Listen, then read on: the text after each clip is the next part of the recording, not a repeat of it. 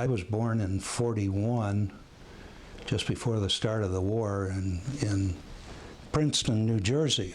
My dad was there at the time. He was the lone sheep of the family that didn't stay here in Colorado. He graduated, he got into Princeton. My grandfather, my great-grandfather, my grandfather, neither one of them ever went to college. My dad was the first one to get a college degree. Got out in '33, in the heart of the Depression. Was immediately hired by General Motors, who took him to Flint, Michigan, because he was a mechanical engineer, and that was his bag. And that's why Penrose was so fond of my dad, because he had this talent, and so he helped build a lot of the stuff that is ancillary to the Broadmoor Hotel. My dad did. The Broadmoor was known early on as a city within a city, because it had to have all its mechanical, electrical, and everything had to be species specific. They had reservoirs up in the back country and so forth, and my dad helped build one of those. He had a very prominent career with General Motors. He was hired in '33, and in 1937 his team invented the first automatic transmission for any car. I think it was the Buick Dynaflow, and it ended up being the 1947 edition was when we had the first automatic transmission. So he did quite well, and he was Dean of Engineering for the General Motors Institute and so forth. And when the war came in '41, General Motors immediately sent him back to Princeton, ostensibly as an associate professor, but the reality was he was working with Albert Einstein on the bomb and all the other activities that those guys did. Einstein was our next door neighbor in Princeton. You know, I was born in '41, so when the war was over, I was only about 5 years old. But I can remember him so vividly because he was such a character in his apparel and his bushy hair and all that sort of thing. And I would sit out there on my tricycle in about 3:30, 4 o'clock in the afternoon, and I'd see him coming down the street, you know, with his characteristic wobble and stuff, and he'd say, "Hi, Bill." He'd pat me on the head and he'd say, "Would you like some fry bread?" Yeah. And he would take me up into the kitchen, and he'd turn the stove on, put a frying pan on, and throw bacon into the frying pan and cook the bacon. But he was Jewish, you know, and so he couldn't eat the bacon. So he would take the bacon out, and he'd throw the bacon away, and I could never figure that out. But he had the grease there. So then he'd throw bread in the grease and fry the bread. So he and I would eat the fry bread. He had a big chalkboard. Once he made the fry bread, he'd sit down and join me, and then he'd get up and he'd go over to the board and he'd start writing these formulas out, and I had no idea what they were. I didn't even know my ABCs by then, but he would put things up there, and then he'd come back and sit down and stuff, and he was very pensive, and you know, he would think of something and he'd go over and write it down, and then he'd get up and he'd go over to the chalkboard and he'd get his sleeve out and he'd still start doing this, erasing the chalk.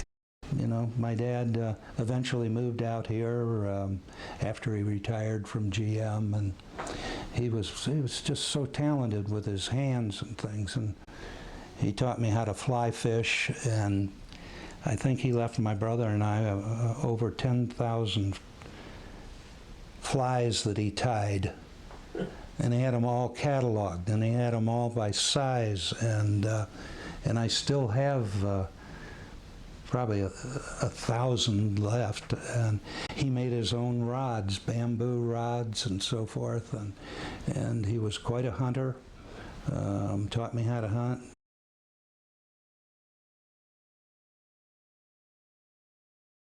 My great-grandfather came here in 1884 from Philadelphia.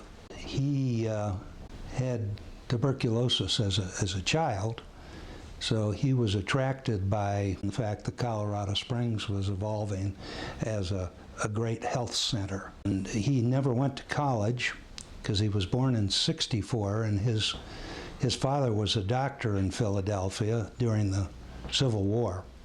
My great-grandfather was a big guy. He was like 6'4", which was amazing at that time to be that big. Went into business by himself actually as a teenager, and he set up an insurance company and got into the real estate business, and it was an interesting time because it was early in the evolution of Colorado Springs. We did have a railroad by then, the old Rock Island line that came from Chicago to here, and so there was a direct connection that after the war that made Colorado Springs very accessible. It was 1891. One of Spencer Penrose's brothers, Dick Penrose, came out to see my great-grandfather, Charles Leeming Tutt the First. My great-grandfather took him to lunch down at the El Paso Club here in Colorado Springs, very early on, prominent club that still exists today. He told Charles Tutt that his good friend Spencer Penrose was in Las Cruces, New Mexico, and he was broke, and he needed a job. So my great-grandfather, they were very close, and they hadn't seen each other in a few years, but he said, well, send him up. This Colorado Springs is really growing, and there's lots of opportunity and so forth, so we'll find something for him. And he said, well, you guys were friends, and, Speck's a different breed of cat than the rest of the family. And our dad gave him a check for $5,000 when he graduated from Harvard and said, go make a mess. And he's done that down in Las Cruces. So he doesn't even have the money to get up here. So my great-grandfather put up the $25 to get him up on the train to get up here from Las Cruces, and the rest is kind of history. And he met him at the train, and he said, I need a drink, and he said, well, you can't drink in Colorado Springs because we got this guy from Philadelphia that was in Civil War that is running the town, and he's not a drinker.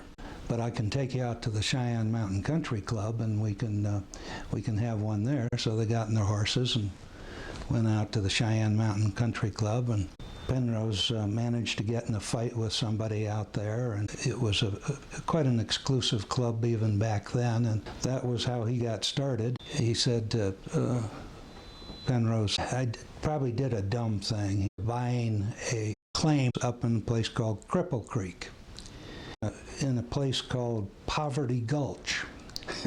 He said, I'll take you up there and we can take a look at it. I'm doing some real estate business up there, and it's growing. There's a lot of enthusiasm for it. So they went up, and they finally found the spot. Penrose looked at him and he said, oh, well, hell, I'll find a way to make some money off of this. So he ended up spending 3 years up there, Penrose did. And he kind of ran the operation for my great-grandfather, who was here and in Pueblo, too. They communicated back and forth. We had a train going up there at the time, and things started to go.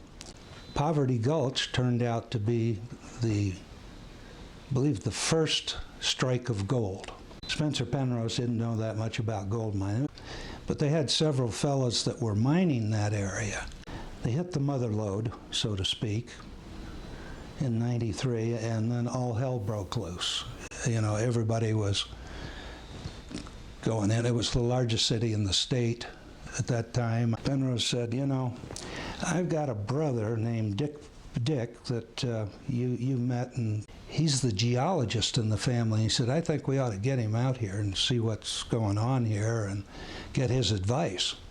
They got Dick out, and he looked at the property and everything, and he said, you've struck gold. You're the first. All hell's breaking loose. You better sell this thing fast. And I said, what's the problem? He says, well, there's a reason they call it Poverty Gulch. It's because it's going to flood. And if it does flood, you'll never be able to get the ore out. So they put it on the market and ended up selling it to a French syndicate for, I think it was like around $500,000 in 1893.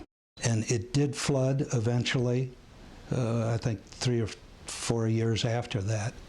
If there's really gold here, they got to process it, they got to assay it, you got to transport it, you're going to need financing, real estate, all these other things. So they put together a consortium that they controlled and owned, and they provided all of the service to all the mines that followed and so forth, and owned the trains. And I mean, it was a bonanza deal. It went well probably until about 1897, 98 in that area. They ended up with some labor wars, and they were bad.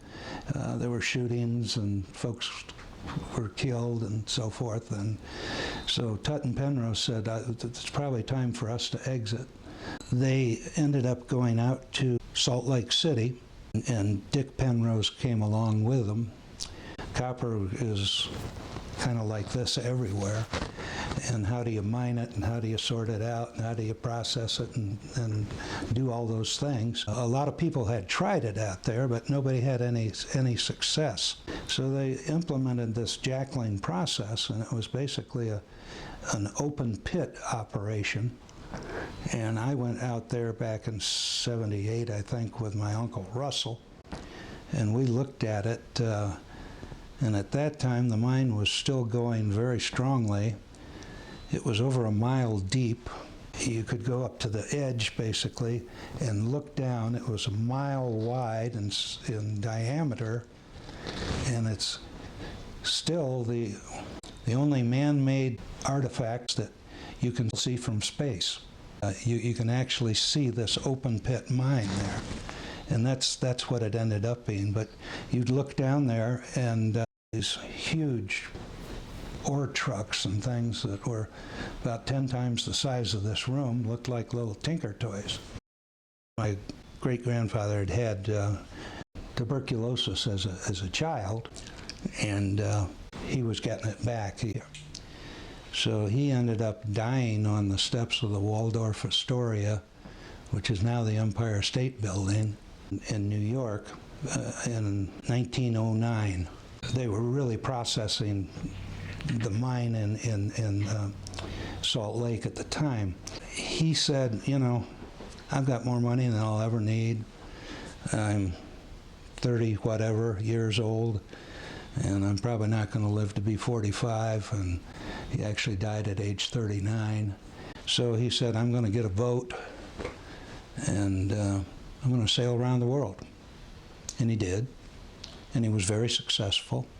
He was a member of the New York Yacht Club, the San Francisco Yacht Club, the Los Angeles or San Diego Yacht Clubs. And he raced from New York to Honolulu and came in second because they celebrated too much of a day out from getting to Honolulu. But he took the boat to Europe, and he took it to China, and he lived a really pretty good life for 5 or 6 years. But he told Penrose after about a year in setting up the copper mine in Salt Lake, which became Kennecott Copper. The Guggenheims eventually came down and set up a partnership with Penrose. But my grandfather had gotten out by that time. He just basically said, you know, we paid about $500 a piece for this piece of property. And he said, you got 50% and I got 50%, so I think I'm going to step aside and try and enjoy the rest of my life, and I'll sell you sell you my share for what I paid for it. So Penrose ended up with the 100%, and in the 30s, in the height of the Depression, I think it was 33 or so, he was making like $1 million a month off of that mine. It became the largest copper mine in the world. I think it's still number 1 or number 2, and it eventually became Kennecott Copper. That was really what jettisoned Penrose to expand and become the individual he became. So he built the Broadmoor in 1919, but my grandfather was brought in by Penrose to be his number 2 man. My grandfather was the godson of Spencer Penrose, and my father, when he was born, had Spencer Penrose as his godfather too. The core family was the 3 boys: my father, Charles Leeming Tutt III, and William Thayer Tutt, and Russell Thayer Tutt. The Thayer name came in from the Philadelphia area. He was a congressman back in the 1800s and was also, I guess, mayor of Philadelphia. And his daughter here married Charles Pendleton Tutt, who was the doctor during the Civil War that got diseased from caring for the wounded, and ended up dying at a young age too. Spencer Penrose had this dream of building the world's best hotel, and quite frankly, he did. We had Italian workers in here for like 3 years that did all of the intricate work. He had the same architect design the hotel that did some of the major hotels, the Waldorf Astoria and stuff in New York. The Broadmoor now is the only hotel in the world that has gotten the was originally the Mobile 5-Star Award. The Broadmoor has been on every year since inception. The rest of the family pretty much stayed with the hotel industry. Both my Uncle Russell and my Uncle Thayer, they were uniquely different individuals. My Uncle Thayer, who really was the face of the family after my grandfather died. All 3 of them, my grandfather particularly, were very active in the community, with the military, growing the community, and that has passed from generation to generation.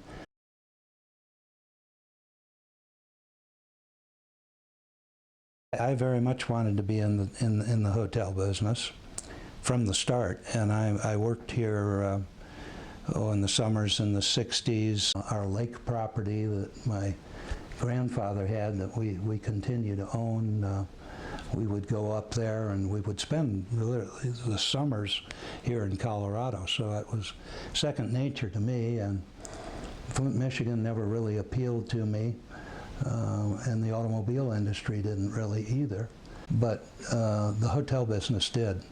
So I ended up going to a prep school back east and onto the Cornell Hotel School when I graduated from there in 1963. I'd spent a couple of summers out here working at the Broadmoor back in the early 60s, and then I went into the service for a couple of years, went through ROTC and at Cornell, and then went into the hotel industry with a company called Westin International Hotels, and it's currently called Westin. But I was on a very fast track with them, and really in less than 10 years I had opened at least 3 hotels from scratch, and run several too. I spent 2 years in Europe in the 60s after I got out of Cornell. I did come back here to run the Grand Imperial Hotel in Silverton, when I graduated in '63 until the spring of '64. And I went in the service for 2 years and was in Germany there. But the Grand Imperial Hotel was a great honeymoon. Silverton was an extraordinary spot to winter in and spend 9 months there, or 10. And it was quite an experience. We would serve 1,000 meals a day up there in the summer with the train that went from Durango to Silverton. And I'll tell you, that was quite an experience. And we had the only bar in the entire county, I think, at the time, and so it was interesting. And there were still hard rock miners and things there that created some interesting opportunities and so forth. But when I graduated from Cornell, I would get married to my wife Frankie, because she was the love of my life at Cornell, and still is after 60 years. Very blessed.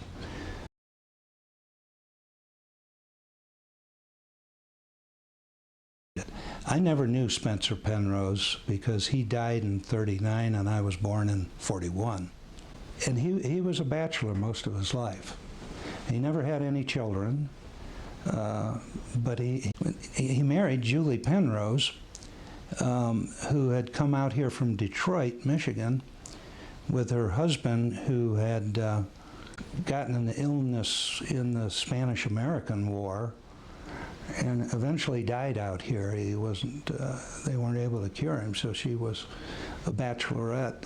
And she and Spencer Penrose got together, and they eventually married, and she clipped his wings pretty good. And she was very spiritual, and she was very loving, caring, and I knew her because she lived until 1956, and I would have been 15 or so at that time.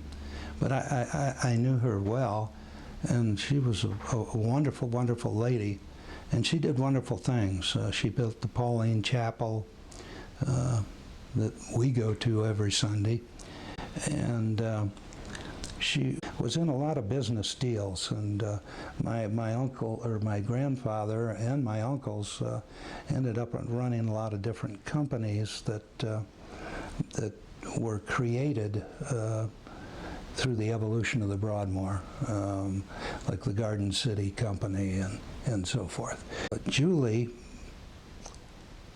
was the one that was, I think, behind setting up the El Pomar Foundation, and he was all for it, and ultimately put the hotel into the El Pomar Foundation, and most of the money that they had, and a lot of Kennecott copper stock. The foundation prospered and grew, and has today. My cousin Thayer, who is Russell Tutt's son. Thayer is the chief financial guy for the El Pomar Foundation, has been for quite some time. His father, Russell, was the financial side when my grandfather passed. In the 60s, 70s, there became a problem with foundations and foundations owning and operating for-profit entities. Depending on who and what you were, you had X amount of years to divest the foundation from the operating entity that created the foundation, basically. We had the same situation, and that was one of the reasons, you know, I never had any real intention of coming back to the Broadmoor. But then I got a call from my Uncle Thayer. He said, "We need you to come home. We need you to come back."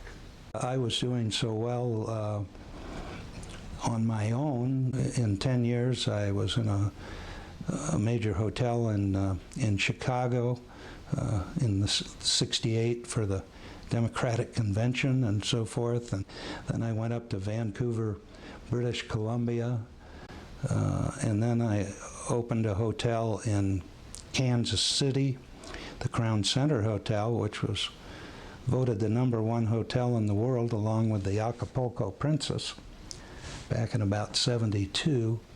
And then I was sent to Toronto, Ontario, where I opened the Hotel Toronto, which was I think a 60-story hotel in downtown Toronto, outside of downtown. And I was really on a fast track with Westin. We'd merged with United Airlines along the way, and we had a plan, and we took over United Airlines. Our chairman was chairman of UAL. It was like 81% of the company was United, and we were about 20% of the company, and yet we took over the leadership. I was on a fast track. I was either going with UAL or I was going to stay in the hotel side. And we had over 50 hotels at that time in various places around the world. I wasn't even 30 years old then.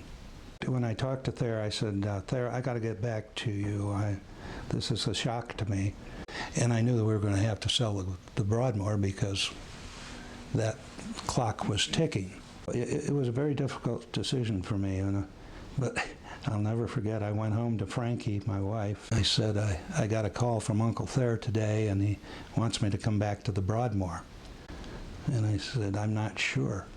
And she looked at me dumbfounded and said, you don't go back to the Broadmoor, I'm going back to the farm. And she was serious.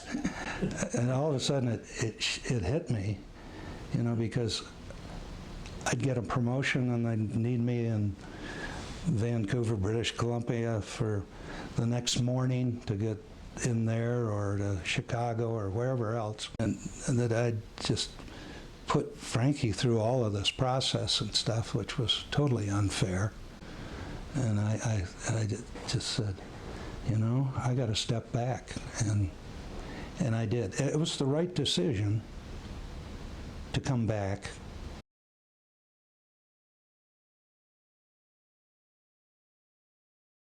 And that's how I got involved with the Olympic movement, was really through Thayer, my Uncle Thayer.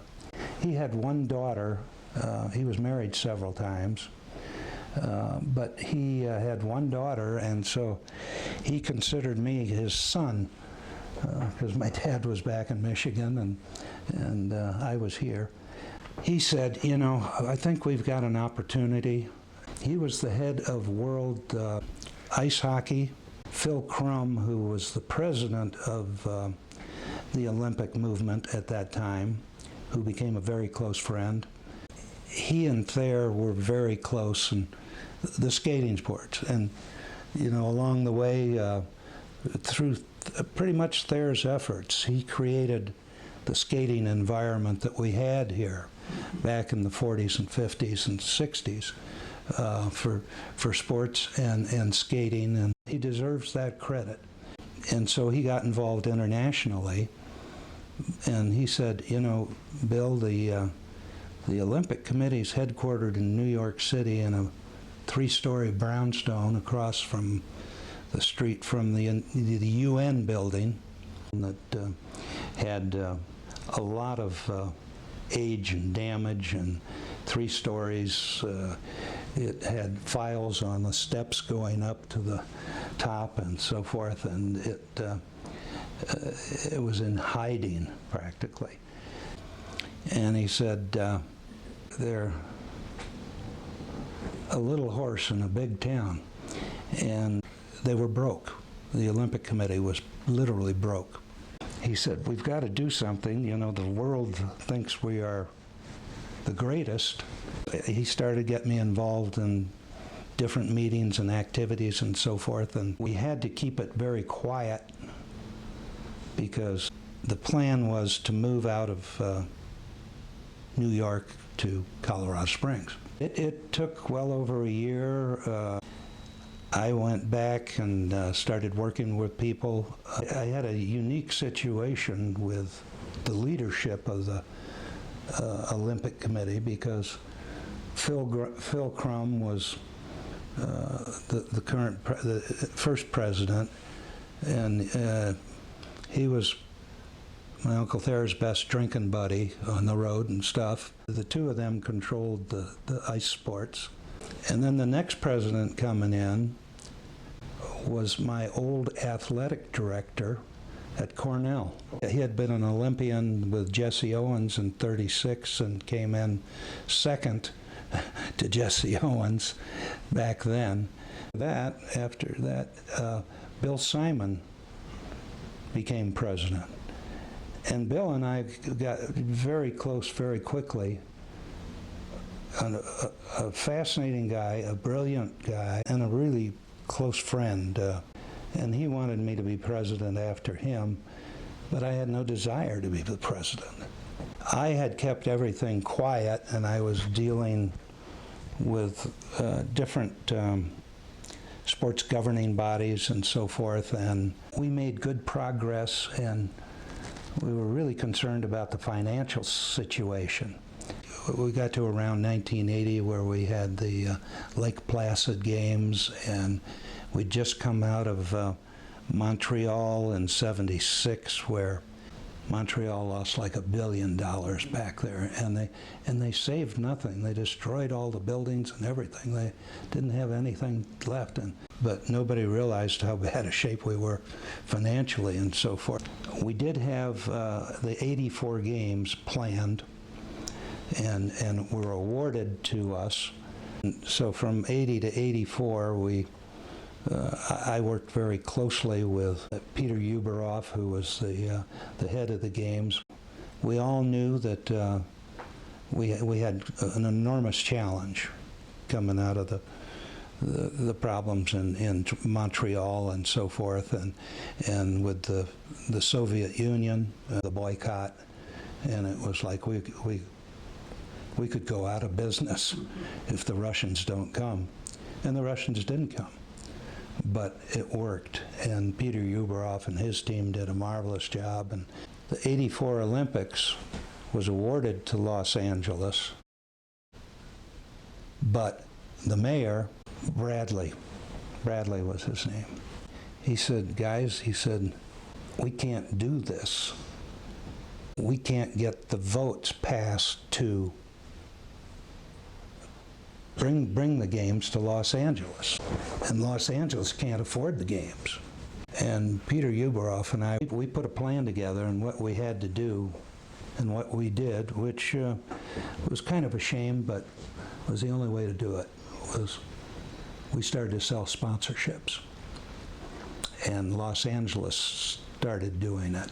The bottom line was the games went off, the Russians didn't show up, the games were spectacular. The people of Los Angeles were just awestruck because they didn't want the games. But it worked, and we made hundreds of millions of dollars off of those games.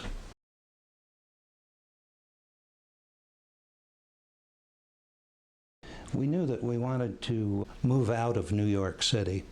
There were people that wanted to stay there because it was entrenched there, but it was a very little fish in a very big pond, and they were broke, and when the money came, we, and El Pomar was a big part of that in terms of putting some base dollars in to maneuver the Olympic Committee to make the decision to move out here from New York. We put the plan together to go to the Olympic Committee at an annual meeting they were having in Oconomowoc, Wisconsin. But the bottom line was that we were able to convince the Olympic Committee at that time to move to Colorado Springs, and we made some promises. I made some promises in my presentation, and to be able to get an 89-1 vote to come to Colorado Springs. But Mayor Larry Oaks at the time, I went down, we sat in his office, and I said, I got a plan for you here. And he said, I'm aboard.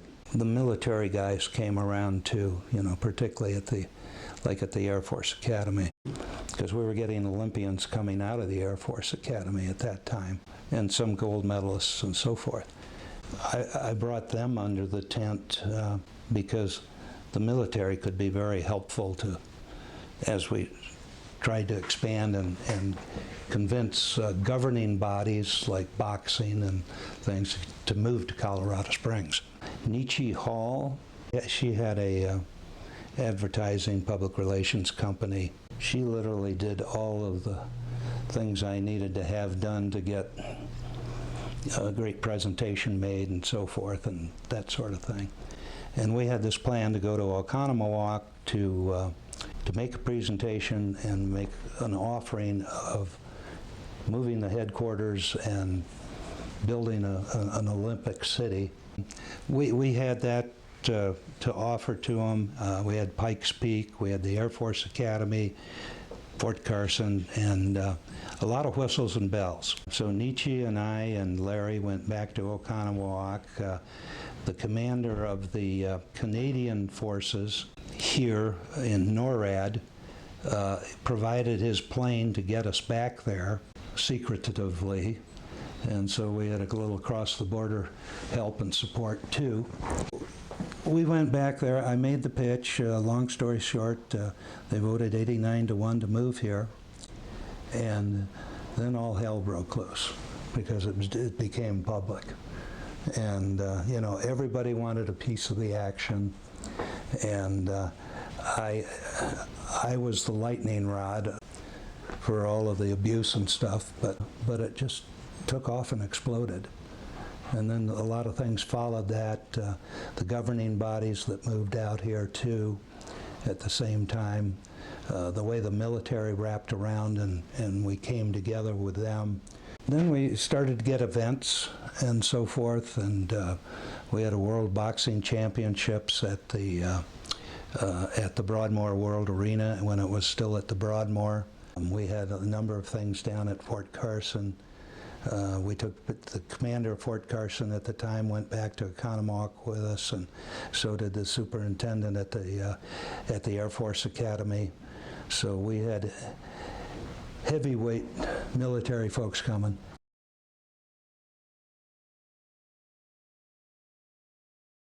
We've always been very active with the military. I was very proud to serve in the military, and I was well aware of what we had started out here early on, like in World War II with Camp Carson and bringing the Air Force Academy here in the 50s, late 50s.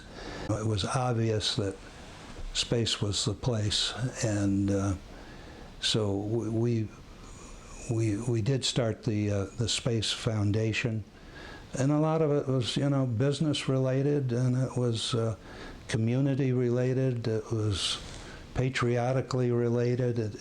I mean, it just kind of, all of those components came together to bring that synergism to life. General Jim Hill, he was the four-star commander of NORAD Northcom, and he was really the spear behind the Colorado 30 group. Initially, he was the president, and it occurred to me that nobody had a statewide entity or organization of business and civic leaders that supported their military bases and their populations and so forth. And it was built from patriotism, but also from economic development and so forth. But it was a patriotic kind of a thing. I got together with a few people in Denver and talked with our people at the Broadmoor and the senior leaders here in Colorado Springs, and we said, let's try and get as many folks together as we can to put together an organization that's statewide that supports our military and does that both internally and externally and so forth.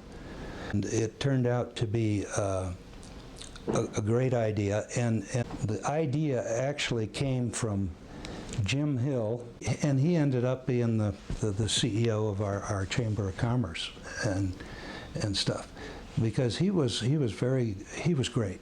But it was his idea, so I went out and put together, we thought we would be able to do a large statewide thing, but we ended up with 30 people that came aboard, including Governor John Love at the time. That helped too, because that brought some of the Coorses and other people into the fold, and we ended up with 30 people to establish the Colorado 30 group. It's now well over 150. When you go back to Washington, D.C., you've got military bases like we have spread around the state. An entity like the 30 group gets the attention of senior leadership. It's matured and it's adapted, and it's an amazing entity. And to this day, there isn't a statewide organization other than Colorado 30 Group that represents the military. Because all these other folks that were on this committee from different states said, how'd you do that? Nobody can organize a group like we did, because it's an umbrella. So it covers everything else, and it's survived and prospered and still doing very well. And it's not a lobbying thing. It's just an awareness thing that we have, that we build on.